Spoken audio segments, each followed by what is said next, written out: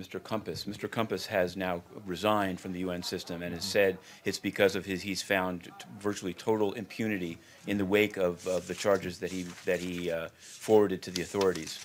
Do you have any comment? Have you seen what Mr. Kompass has said about the UN system, and what's your response to that? No, I mean, we wish Mr. Kompass well. Since you were the chief of staff of the current Secretary General, I wanted to ask you how you would, about two things, and to see what you would do different.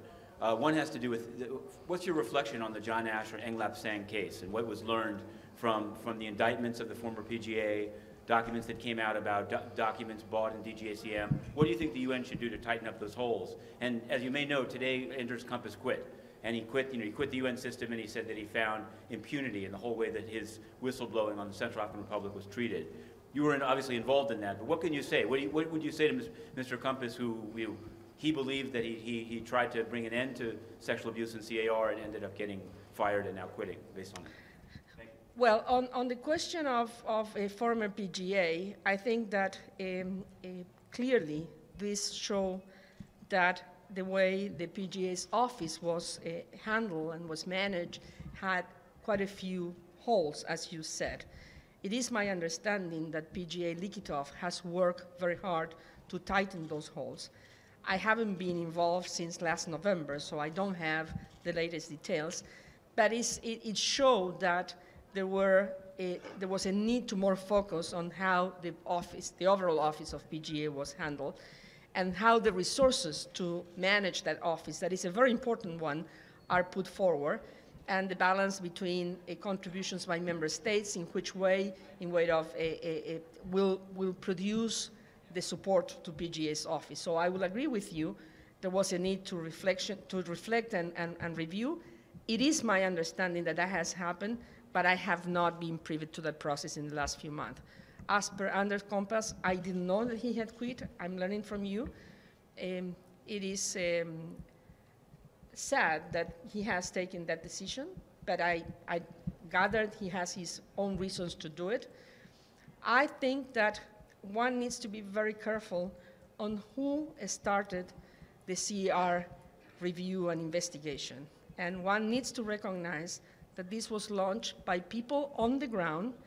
A very young woman in Central African Republic, in Bangui, was the one who took the risk to do that investigation, was the one that persuaded the families of the victims to come forward, and was the one who spoke for days and days with the victims to get their testimony.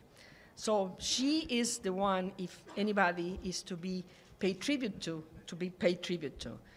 Having said that, it is also clear that what happened afterwards with the investigation was not well handled, because once the investigation was sent to Geneva, it was lost in some drawers. And I think there is where Kompass took the decision to move it forward and to hand it over to a member state. In doing so, he also took the decision to do it, as you all know, unredacted. And I think that decision also has to be weighted, because in providing information unredacted, not only he exposed the victims and their families, and you know what this means in the societies we are talking about, but he also exposed the investigators who were involved in seeking the truth. So, as everything, things are imperfect, and I'm sure things could have done very differently in many ways. It's always the case when you look at matters in hindsight, but I think he had his review, he had his opportunity, so he was given that chance.